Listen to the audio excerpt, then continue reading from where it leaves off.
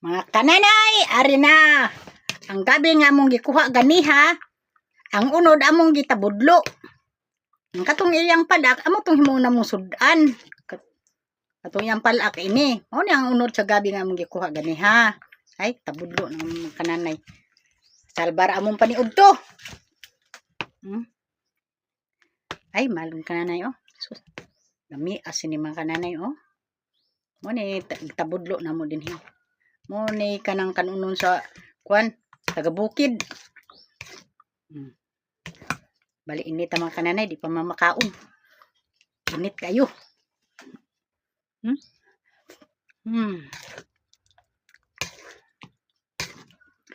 Ato pag bugnaw-bugnawon mga kananay. Ay, grabe ra inita. Kananay. Ay, amo ni mga unod ay, malami sa unod sa atong gabi namon didto. Amo ni ambot ang uban ani ang ilang ingan mga kanana kay Karlang. Ano oh?